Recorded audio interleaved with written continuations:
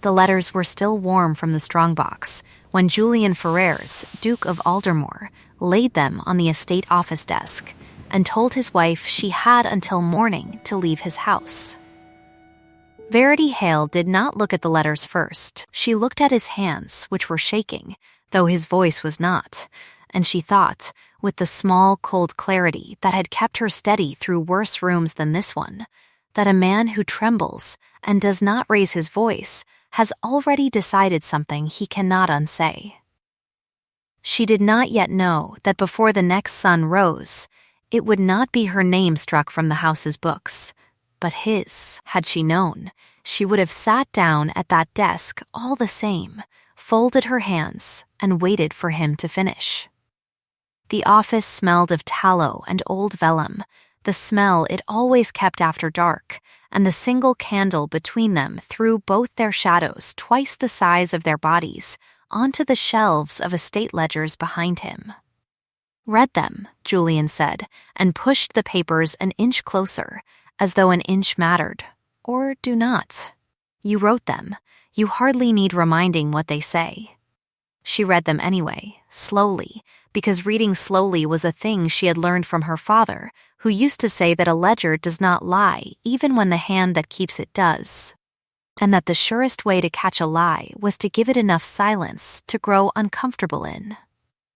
The letters purported to be hers, addressed to an agent of Lord Vane, offering him the autumn grain contracts of Aldermore's home farms at a price below market, in exchange for a private sum paid to a bank in Taunton in her maiden name. The hand was close to her own. It was not her own. She set the pages down, squared their corners to the desk's edge, and looked up. "You believe I would sell your harvest to enrich myself," she said, "and you believe it enough to have already written the notice to the parish that I am gone. I have written nothing to the parish. You will, by noon, if I do not do something to stop you. And we both know it."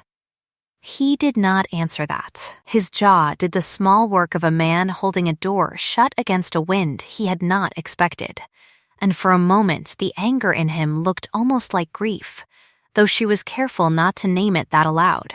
Not yet. Not until she understood which wound it had opened. A year and a day of marriage had taught her that his silences came in several different weathers, and this one she had not catalogued before. "You have until morning," he said again, quieter now, which was somehow worse than the shout he had not given her. "Take what is yours. Nothing that came to you through this house."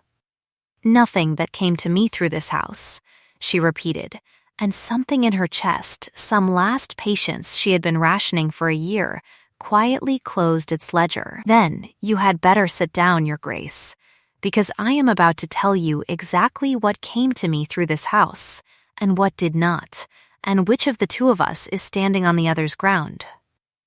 He did not sit. She told him anyway.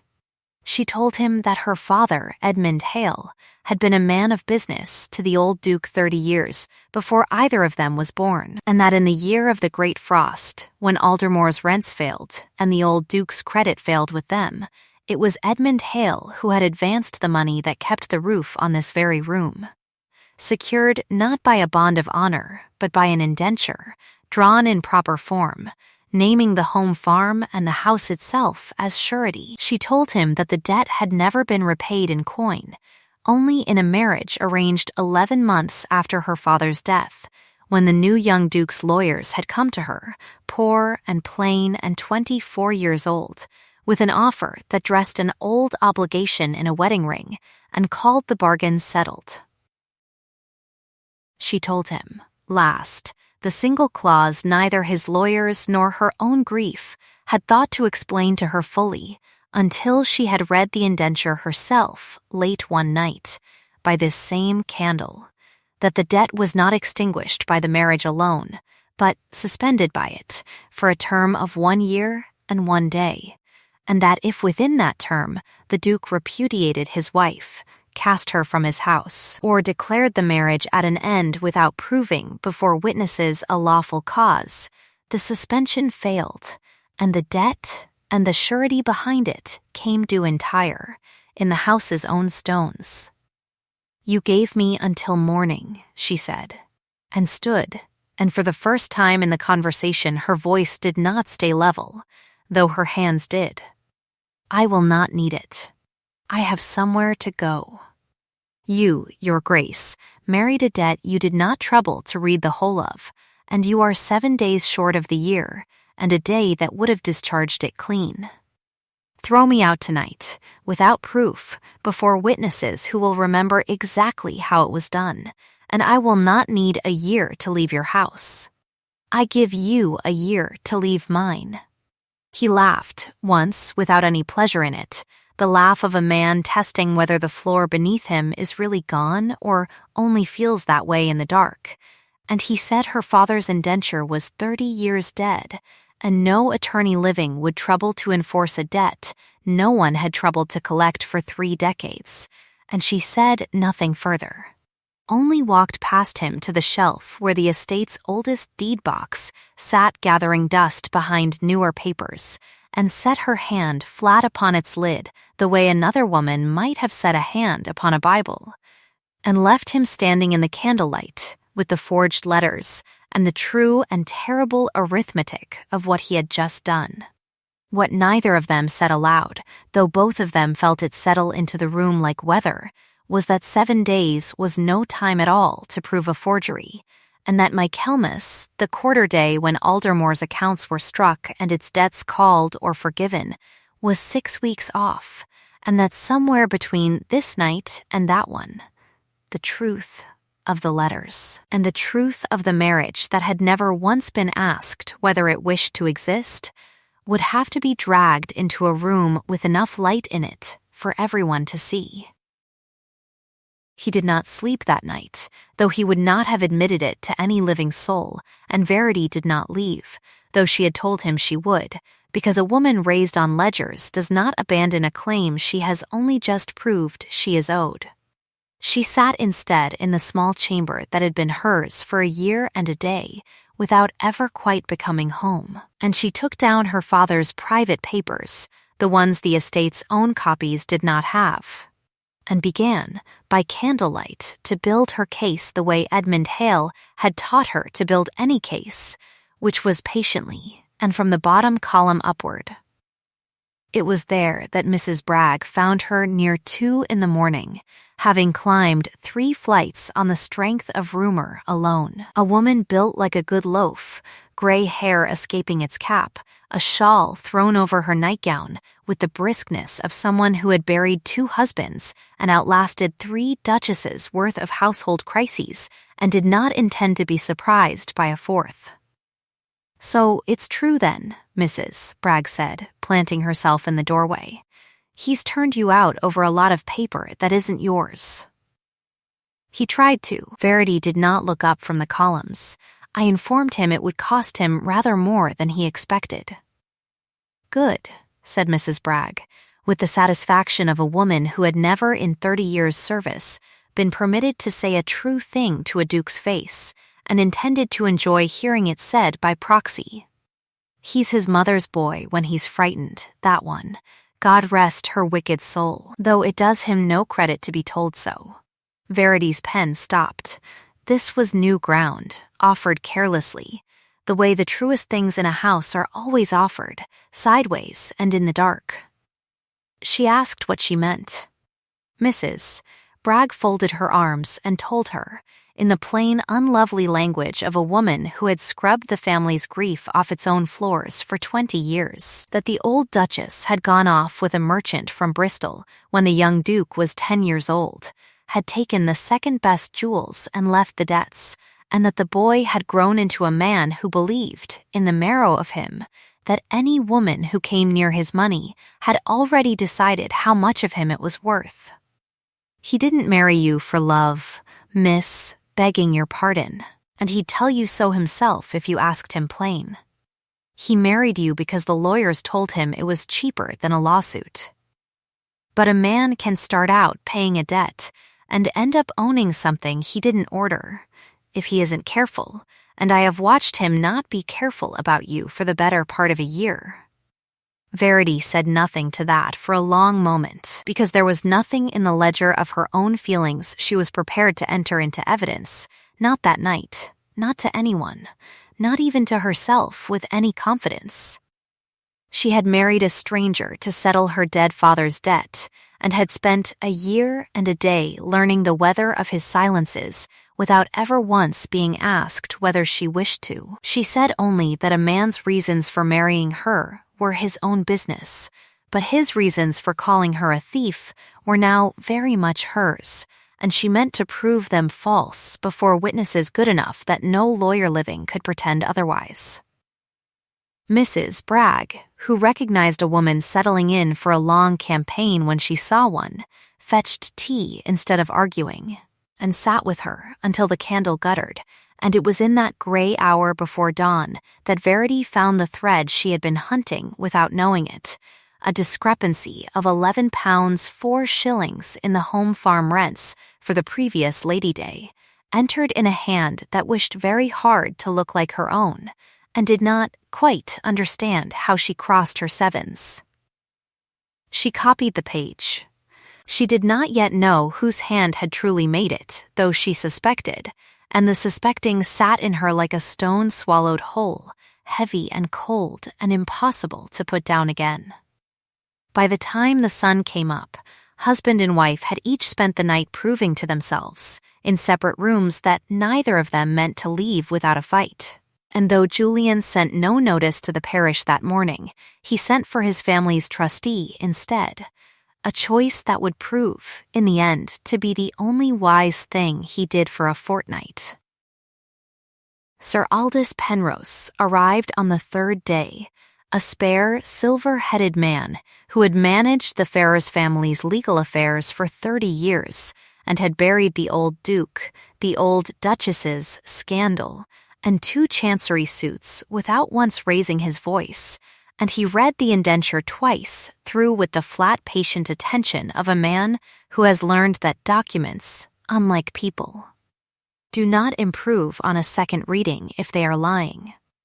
He confirmed, to Julian's visible discomfort, that the clause was real, properly executed, and very likely still enforceable, and he confirmed, to Verity's quiet relief, that no court in the kingdom would look kindly on a duke who cast out a wife on the strength of unsworn letters and no hearing at all. It was Sir Aldous who proposed, in the dry voice of a man accustomed to being obeyed because he was rarely wrong, that the household proceed to Michaelmas as though nothing at all were amiss, that the letters be neither believed nor destroyed but held, and that on quarter day, when the estate's accounts were struck before the tenantry as they were every year, the matter be settled properly, before witnesses, with proof rather than temper. "You will not like the delay, Your Grace," he said, not unkindly, "but you will like a lawsuit rather less, and you will like being remembered as the Duke who cast off an innocent wife on forged evidence least of all." Julian did not argue. He had already begun, in the small hours, to doubt the letters on grounds no attorney had given him, grounds made of 100 small, honest things he had watched his wife do, across a year and a day, that did not sit easily beside the picture of a woman selling his harvest behind his back, though pride kept him from saying so aloud to anyone, including himself. Verity, for her part, accepted the 6 weeks as a gift disguised as a sentence, and set herself, quietly and without asking permission from anyone, to finding out whose hand had truly written the letters, and whose hand had truly taken the £11 4, and why. She did not yet say Josiah Crane's name, even in her own thoughts, though it had begun, uninvited, to cross her mind whenever she totaled a column that would not balance, and she understood, with the particular dread of a woman who has learned to read faces before she learned to read Latin, that the man who managed nearly every figure that passed through Aldermore's books had every opportunity in the world to make her handwriting appear wherever it suited him, and that proving it would require more than suspicion. It would require his own hand, caught in the act of being itself, and held up to hers in a light bright enough that no one in the room could pretend not to see the difference.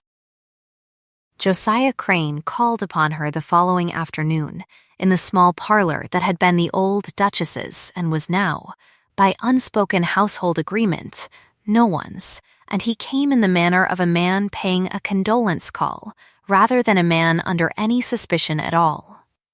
Which was, Verity thought, the first thing about him she had never quite trusted, though she had never before had cause to name it. He was an immaculate man, close-shaven, his cuffs always white, his voice pitched low and even in every weather, and he smelled faintly of clove and the beeswax he used on the estate's oldest ledgers, a smell she had once found reassuring and now found, without quite knowing why, unbearable. "I have come to say how sorry I am for the unpleasantness," he said, settling into the chair across from her with the ease of a man who had sat in every chair in the house at one time or another, and to offer what help I can. "It cannot be comfortable, being doubted under one's own roof." "It is not my roof yet, by your own accounting," Verity said, and watched him smile at that. A small, appreciative smile, the smile of a man complimenting an opponent's move in a game he still believed he would win. He told her, gently, that these things were often best settled without a public scene, that a woman's reputation, once aired before the tenantry, rarely came home whole again whatever the verdict, and that he would be glad, entirely at his own discretion, and without troubling his grace, to arrange a quiet settlement, a sum sufficient to see her comfortably established elsewhere, in exchange for her withdrawing any claim upon the house before Michaelmas came and made a spectacle of everyone. It was, she understood at once, both a bribe and a threat wearing the same gentle face, and she thanked him for his concern with a composure that cost her a great deal more than it showed, and told him she had every intention of being present at Michaelmas, in the light, before witnesses, and that she trusted the accounts, properly examined, would speak for themselves. Something moved behind his eyes then, quick as a fish beneath ice, gone before she could name it, and he rose, and bowed, and left her with the scent of clove hanging in the room like a warning she did not yet have the words to read aloud. She sat a long while after he had gone, turning over his sentence about the accounts speaking for themselves, and thought that he, of all men in the house, ought to know best of anyone how very much a column of figures could be made to say, and how very little of it might be true. The household, meanwhile, had begun to talk, as households always did, in the particular hushed, relentless way of servants who love their mistress and fear their master, and cannot afford to show either feeling openly. The scullery maids took wagers on whether the Duchess would still be sleeping under Aldermore's roof by All Hallows, and the stable lads swore they had seen a trunk half-packed in her chamber, which was not true, though it made a better story than the truth, which was that Verity had spent every evening since the confrontation not packing, but copying. Page after page of her father's old accounts held up beside the estate's newer ones, searching for the places where the two disagreed. She found more than the £11, 4 shillings. She found a pattern, faint and old and carefully spaced so that no single year's discrepancy would ever draw an auditor's eye, a scattering of small sums bled from timber sales and tenant rents across nearly 6 years, always in a season when the steward's own hand was busiest and least likely to be checked, always dressed afterward in a second entry. Corrective. In a hand that resembled hers just enough to survive a glance, and not quite enough to survive an hour's close comparison by candlelight.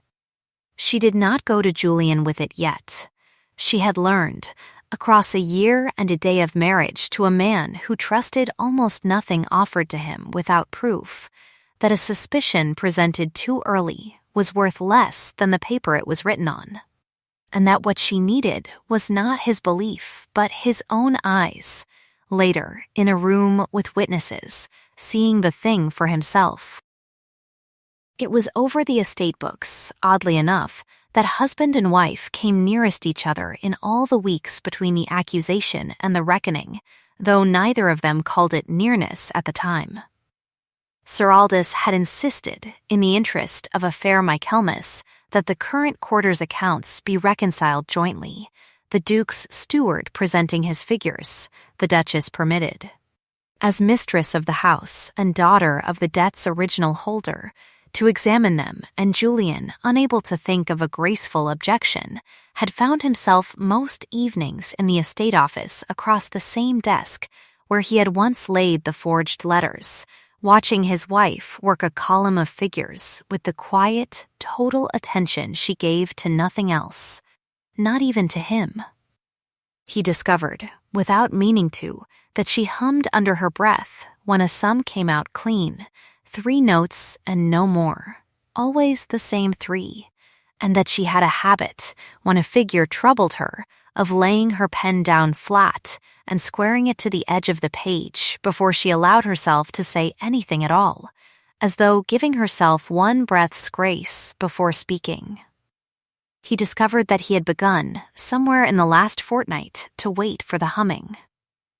"You did not learn that from me," he said one evening, nodding at the deftness with which she had caught a transposed figure in the timber accounts that his own clerk had missed twice.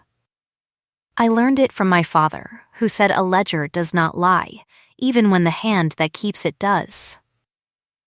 She glanced up. "You might try trusting the ledgers a little more than you trust the letters, Your Grace. Letters can be written to please a reader. Figures, correctly kept, please no one. That is why they are worth believing." He almost smiled at that, the corner of his mouth moving before he caught it and stilled it, and she saw the catching and understood it for what it was. A man unused to being amused by his own wife and unsure what to do with the sensation. She did not press it. 2 evenings later, when Mrs. Bragg brought in a tray and spilled, by design or accident no one ever established, an entire jug of small beer across Crane's carefully resorted quarter-day papers, Julian laughed, a short, surprised sound entirely without his usual guard on it, and Verity found herself smiling before she had decided to, and Mrs. Bragg, retreating with the empty jug and a face of perfect wounded innocence, caught Verity's eye in the doorway, and did not bother hiding her satisfaction at having, by her own account afterward, engineered the first genuine laugh out of that boy since his father's funeral. It was that same week that Verity told him, carefully, one part of what she had not yet told anyone, that she had been quietly repaying, out of the last of her own small inheritance, several tenant families she had reason to believe had been overcharged on their rents in past years, families too frightened of the steward's good opinion to complain of it themselves. She did not tell him why she suspected the charges were wrong, or whose hand she believed lay behind them. That, she told herself, was a debt she was not yet ready to call in, not until she held the proof entire, and she watched Julian absorb the confession with a stillness that told her he understood she had given him only part of a larger truth, and that he had decided, for reasons of his own, to let her keep the rest a little longer. The blow came on a wet Tuesday, 10 days before Michaelmas, when Josiah Crane presented himself in the estate office, not with quiet sympathy this time, but with a second sheaf of letters, discovered, he said, tucked behind a false panel in the old steward's desk that had been Edmund Hale's office 30 years before. Letters that appeared to show correspondence stretching back months between the Duchess and an agent of Lord Vane, arranging not merely the sale of a season's grain, but a standing understanding by which Aldermore's harvest contracts would be quietly diverted, year upon year, to enrich a fund held in Verity's name at a Taunton bank, the same £11 4 shillings and its scattered kin now recast, with horrible neatness, as the opening entries of her own private fraud rather than his. Worse, Crane produced, with the mild, regretful air of a man laying down cards he wished he did not hold. A note in which the very sums Verity had spent repaying the overcharged tenants were characterized as payments made to buy their silence, evidence not of conscience, but of guilt, attempting to cover its own tracks before discovery. Julian read the second sheaf standing, and Verity watched something in his face, close like a door pulled to by a wind, watched the 10 days of small trust they had built collapse under the particular vertigo of a man who has been betrayed once by a woman's hand and had believed, against his own history, that this time might be different. The tenants, he said, and his voice had gone very flat, very careful. The voice she now knew meant he was holding something enormous entirely still. You told me you helped them. You did not tell me why you thought they needed helping. Because I was not certain yet, she said, and because an accusation without proof is only another forged letter, dressed in better manners. That is a very convenient reason to have said nothing.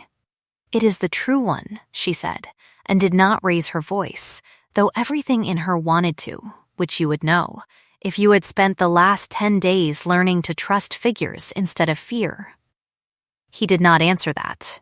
He set the letters down, very precisely, and told her that Sir Aldous would see the new evidence before Michaelmas, and left the room without another word, and Verity sat alone with the rain on the window and understood. With the particular clarity that comes only at the worst moments, that what had looked like safety, the 6 weeks Sir Aldous had won her, had just become instead the very trap the letters had been built to close. Sir Aldous came the next morning, grave and unhurried as ever, and laid before her, without preamble, an offer he called, with visible distaste for his own errand, the most sensible course available. The new letters, whatever their origin, had shifted the ground. A public tribunal at Michaelmas now risked airing a scandal broad enough to touch not only her name, but the Duke's credit with every bank and factor from Bristol to London. At the very season his harvest contracts most needed steady faith behind them. If she would sign a private deed relinquishing all claim under her father's indenture, and quit the house before quarter day, a settlement would be made, generous enough, he said carefully, to establish her and any dependent relation in comfort for the whole of her natural life. And no word of forgery, true or otherwise, need ever reach a tenant's ear. It was, she understood at once, Josiah Crane's own offer returned to her in more respectable clothing, carried this time by an honest man who did not know whose hand had truly guided it toward him. She thought of her aunt, Prudence Hale, alone in a damp cottage on an annuity too thin to keep the roof mended, who could be lifted at a stroke out of every winter's worry by the sum Sir Aldous now offered. She thought of how simple it would be to take the money and let the world believe whatever it liked of a woman it had never troubled to know. She set her pen down, squared to the edge of the untouched deed, and told him, in a voice that did not shake, though the cost of steadiness sat in her chest like a stone, that she would not sign it. I did not marry into this house to be bought out of it a second time, she said. My father was owed a debt honestly, and I mean to be found honest in the collecting of it, whatever it costs my comfort. If I take your money and go quietly, every soul in this parish will believe forever that a Hale sold Aldermore's harvest for coin, and my father's name will lie under that stone beside his grave until someone troubles to dig it up. I would rather be poor and proven than comfortable and doubted. Sir Aldous looked at her a long moment, the look of a man revising an opinion he had not known he held, and folded the unsigned deed back into his case without another word of persuasion, and it was that refusal, made in a cold room with no one but an old lawyer to witness it, that would matter more, before the month was out, than anything either of them yet understood. She left the house 3 days later, all the same, not banished but withdrawn, on her own decision, to the dower cottage at the edge of the park, telling Mrs. Bragg only that she would not stand accused under a roof where the man who owned it could not yet look at her without flinching, and that she meant to spend what days remained before Michaelmas finishing what she had started, rather than defending herself daily against a silence she could not argue with. Julian let her go, which she understood, with a bitterness she did not examine too closely, to be its own kind of answer.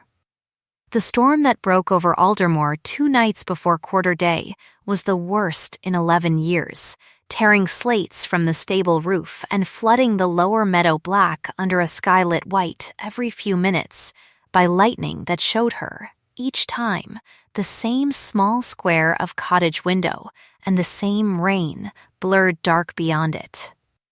And it was in the worst hour of that storm, past midnight, that a rider came down from the London road, half drowned and half lost, asking for the Duchess by name, carrying a packet that had traveled 4 days to reach her, a letter from her father's own old clerk, retired these 15 years to a parish in Dorset, who had read in a Bristol newspaper's gossip column of trouble at Aldermore, and had written, unprompted, to say that he still held, in his own keeping, the original counterpart of the Hale indenture, executed in duplicate as the law required, together with a small daybook of Edmund Hale's kept in the last year of his life, in which the old clerk believed, though his memory of it was 30 years faded. There was some note concerning a young steward's debts and a sum advanced against his wages that he had never troubled to collect. Verity read the letter twice by candlelight with rain still running from her hair onto the page, and felt the shape of the whole scheme turn over at last and show her its true underside, and understood that she held, for the first time, not merely a suspicion, but the beginning of a proof that could stand in daylight before witnesses. She did not yet know whether the daybook itself would arrive in time, whether the storm-drowned roads would let a second messenger through before Michaelmas dawned, and it was on that single, unanswered question, whether the proof would come before the reckoning or only after it was too late to matter, that she lay awake the rest of that black, thundering night. The daybook arrived the following afternoon, mud-splashed and travel-worn, carried the last 5 miles by a farm boy who had found the coach stuck to its axles in the lane, and walked the parcel in himself rather than see it lost, and Verity paid him a whole crown for it, and did not count the cost. She spent that evening and the whole of the next day at the cottage table with her father's daybook, the old duplicate indenture, and every scrap of Aldermore's current accounts Sir Aldous would allow her to borrow, laying them side by side under good clear light, and what emerged, entry by patient entry, was a story 30 years long, that Edmund Hale, in the last winter of his life, had quietly advanced a sum of £40 against the wages of a promising young under-steward named Josiah Crane, to pay for medicine and a physician's care for the man's consumptive daughter, and had noted, in his own hand, that the debt was to be forgiven entirely should the girl not live out the year. That the girl had not lived out the year, and that Crane, whether from shame or pride or some tangle of both, had never once acknowledged the forgiveness, had instead spent 3 decades believing himself in his dead benefactor's debt, watching Verity arrive at Aldermore 24 years old and penniless and worth, in his private reckoning, nothing at all beside the fortune he believed her father's family had once been owed and had let slip through carelessness, and had begun, some 6 years past, to take back in secret what he had convinced himself the Hale family would never trouble to collect honestly, first from the estate's timber, then from its rents, covering the gaps in a hand practiced enough, after so many years managing Verity's own increasingly familiar handwriting in the household books, to imitate it well enough to survive a glance. She sent word to Sir Aldous that night. She did not send word to Julian directly, not yet, because she understood, with the same cold clarity that had carried her through the first terrible night, that the proof she now held would mean nothing shouted across a private room. It needed a public table, a full light, and every witness Michaelmos would gather, and she meant to give it exactly that. And no sooner. Word of the packet from Dorset reached Josiah Crane by the ordinary, unglamorous channel of servants' gossip, 2 days before Michaelmos, and though he said nothing to anyone that betrayed him, Mrs. Bragg, who had made it her business for 30 years to notice what men's hands did while their faces stayed composed, marked that his own hand shook, very slightly, pouring his evening glass. For the first time in all the years she had watched him pour it. He called that same afternoon on Thomas Figg, the underclerk who kept the estate's day-to-day accounts under his direction, a nervous, decent young man with a widowed mother in the village and a habit, Verity had noted months before, without understanding its meaning, of never quite meeting anyone's eye when the quarterly figures were discussed. What passed between the two men in the muniment room that afternoon no one overheard in full, but Figg was seen afterward, pale and shaking, walking the long way round the park rather than through the house, and it was Mrs. Bragg again, watchful as ever, who caught him at the kitchen door past supper, and, with the particular fearless tenderness of a woman who has fed half the parish through its worst hours, sat him down, put bread and cheese in front of him, and told him plainly that whatever he had been made to do, the telling of it honestly before Michaelmas would cost him a great deal less than the keeping of it silent afterward. He did not confess to her that night, but he did not sleep, and in the morning, when Verity came quietly to the kitchen door to return a book Mrs. Bragg had lent her, she found Thomas Figg waiting there, gray with 2 nights' want of sleep, holding a folded paper he would not yet let go of, and she understood, before he said a single word, that Michaelmos would not need to manufacture its proof, after all. Only receive what was already coming to meet it. Michaelmas morning came in clear and cold after the storm, the kind of high blue day the county remembered for years afterward as the day of the Aldermore reckoning, and the great hall was fuller than it had been in a generation, tenants and freeholders come for the customary striking of accounts standing shoulder to shoulder along the walls. Lord Vane and his daughter Lady Cordelia seated with the neighboring gentry near the dais, Sir Aldous at the long table with the estate's books open before him, and Julian at the head of it in his father's old chair, his face composed into the stillness Verity had learned, across a year and a day, meant he was holding something enormous entirely still. She stood, by her own request, not beside him, but apart, near the table where the proofs would be laid, because she meant this to be seen as her case argued on its own feet, and not a wife sheltered behind her husband's rank.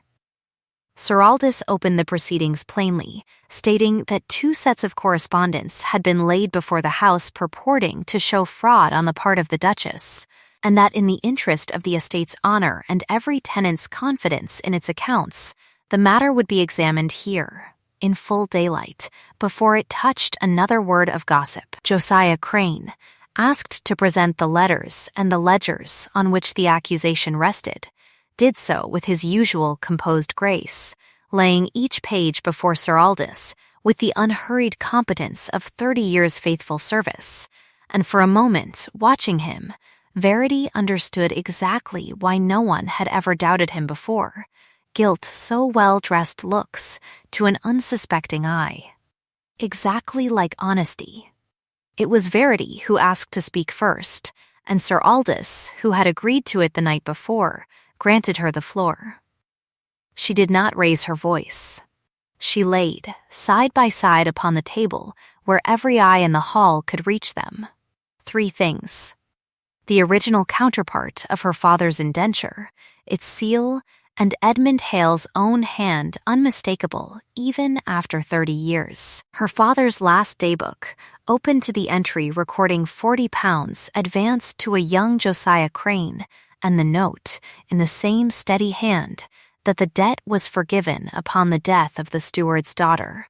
And finally, the disputed letters themselves, laid beside a fresh page in Crane's own current, undisguised hand, taken that morning from the very ledger he had brought to accuse her with.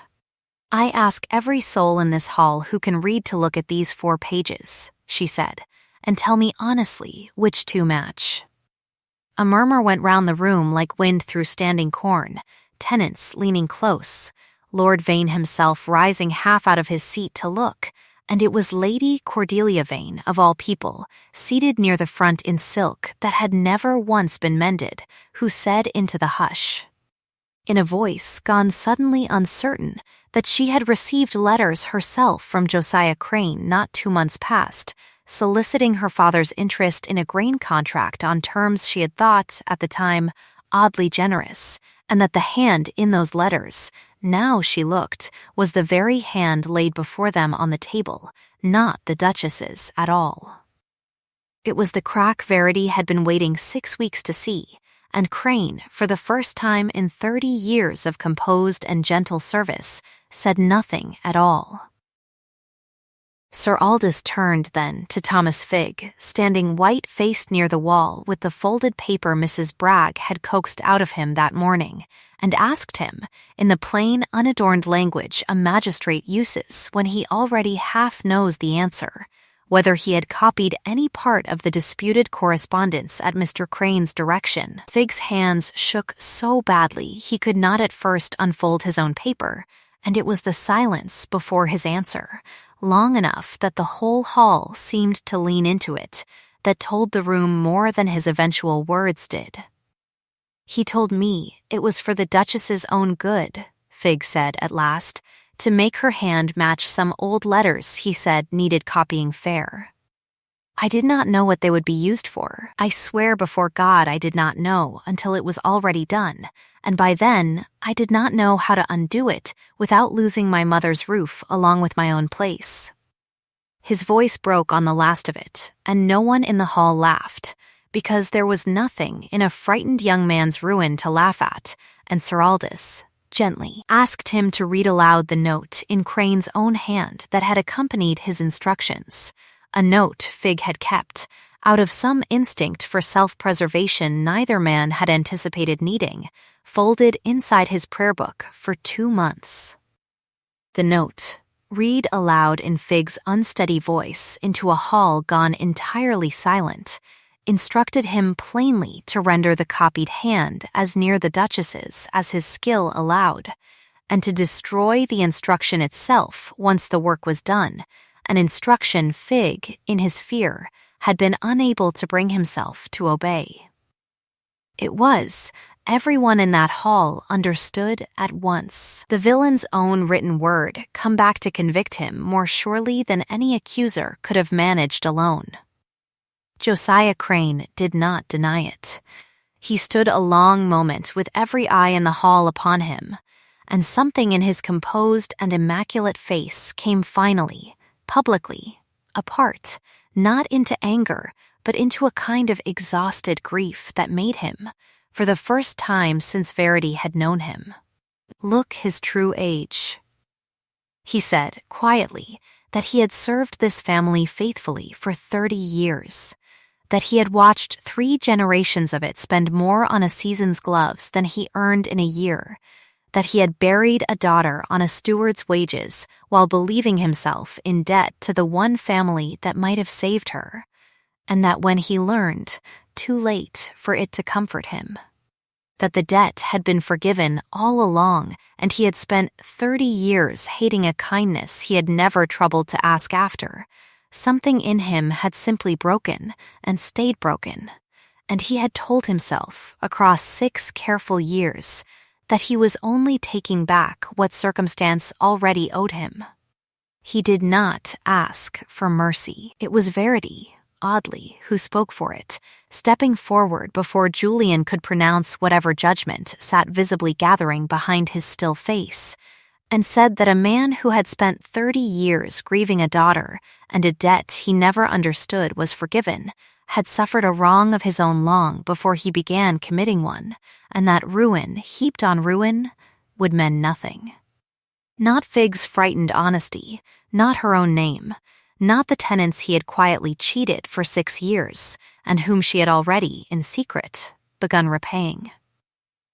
She proposed, and Sir Aldous, after a long look at Julian, agreed that Crane be dismissed from his post without prosecution, his years of true service acknowledged in a small pension sufficient to keep him from want, on the sole condition that he quit the county entirely and trouble no tenant of Aldermore again.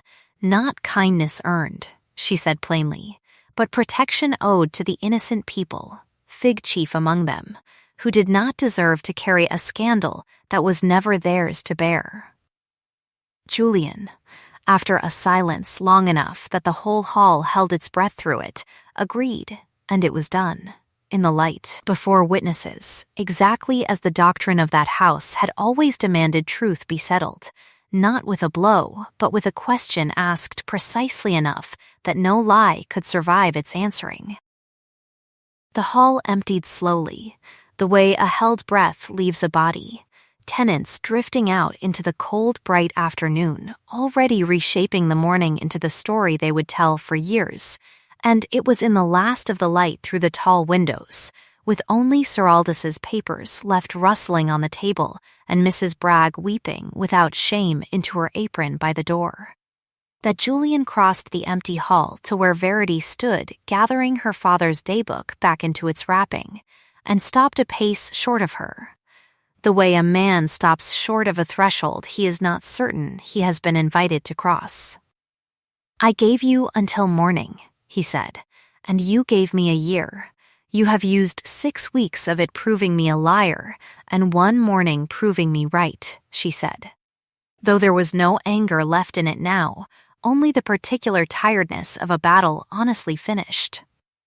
"I have some months left of the 12, if you are still counting. I am not counting the debt any longer," he said. "I have already told Sir Aldous to strike the indenture from the books entire, satisfied, whatever the courts might say of a man discharging 30 years of interest in a single stroke. The house is yours by right, regardless of what becomes of the rest of it. I did not want you to stay because a paper says you must." He told her then, plainly, standing in the last light of the hall, with no lawyer and no letters between them, the thing he had not managed to say across a year and a day of careful, guarded coexistence, that he had married her to settle a debt and had spent every week since discovering, in small, unwilled increments, a woman he had never troubled to imagine. One who hummed 3 notes over a column that balanced and squared her pen to the edge of a page before she let herself speak and had refused, at real cost to herself, a fortune that would have bought her comfort and her silence both. "I am not asking you to stay because the house is yours," he said. "I am asking you to stay because I find I do not want to live in it without you. And that has nothing whatever to do with any indenture either of your father's clerks ever drew. Marry me again, Verity, if you will have the offer twice from the same fool, not to settle anything, only because you wish it. It is the only reason I will take."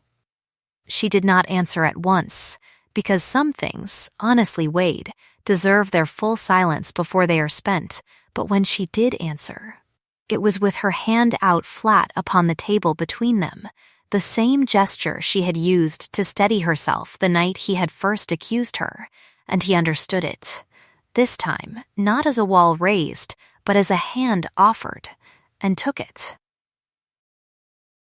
They were married again, quietly, by the parish rector on a bright morning 3 weeks later, in the small chapel at the edge of the park rather than the great church in the county town, with no more than a dozen souls present, Mrs. Bragg chief among them, weeping openly through the whole brief ceremony, and telling everyone within earshot afterward that she had known it would come to this since the night of the spilled small beer, a claim no one troubled to dispute. Lady Cordelia Vane, whose honesty in the hall had cost her father a season's embarrassment and won her, in the county's slow reckoning, a good deal more respect than she had held before it, stood as witness and was heard to say, with the dry good humor of a woman who had learned something valuable about the difference between a polished manner and an honest one, that she had come to Aldermore once hoping to be a duchess and had left it, instead, glad to have become a friend. Thomas Figg kept his place under a new steward of Sir Aldous' choosing, his mother's roof secure, and was married himself within the year to a farmer's daughter, who thought none the less of him for a fright honestly confessed. Josiah Crane took his pension and a small cottage in a distant county, and Verity sent him, every Michaelmas after, a letter with no reproach in it at all, only news of the harvest, which he answered, each time, a little more like a man learning slowly how to be forgiven. Prudence Hale came to live at the Dower Cottage that same autumn and never wanted for coal again. And on an evening a year later, almost to the day, with the same robin singing in the same hedge outside the same window, Verity sat once more at the estate office desk with a ledger open before her and heard footsteps behind her that she now knew by their weight alone, and did not need to turn to know whose hands settled warm on the back of her chair. "You are working late again," Julian said. "Some habits outlast their reasons," she said, not looking up, though she was smiling, "and some are worth keeping regardless." He bent and set, not a stack of forged letters this time, but a single sheet before her, a fair copy of the year's true accounts, balanced to the last farthing, and said that he had come to give her something, this time, rather than to take it away. "You gave me a year once," he said. "I find I would like to give you the rest of them, if you will still have me for keeping." She set her pen down, squared it to the edge of the page, and told him that a ledger honestly kept always came round in the end to balance, and that she supposed a marriage, if both parties stopped keeping score of what the other owed, might do the very same. If this is the kind of story that warms something loosening and quiet in your chest, the kind where a woman's patience turns out to be the sharpest instrument in the room, then pull your chair a little closer to the fire. Because there is always a kettle on here, and always a place kept for the ones who like their happy endings, honestly earned. Tell me in the comments which line you would have spoken back to that Duke on the first cold night, and if you found yourself hoping, the way I did writing it, that Josiah Crane's letter came back to him kinder than he deserved. Stay a while longer if you can. Subscribe if you would like a chair kept warm for you here every time a new story is told. And whatever house you find yourself keeping the accounts of tonight, may you keep them the way Verity did, with mercy on the credit side, and be gentle, always, with the ones who never stopped counting on you.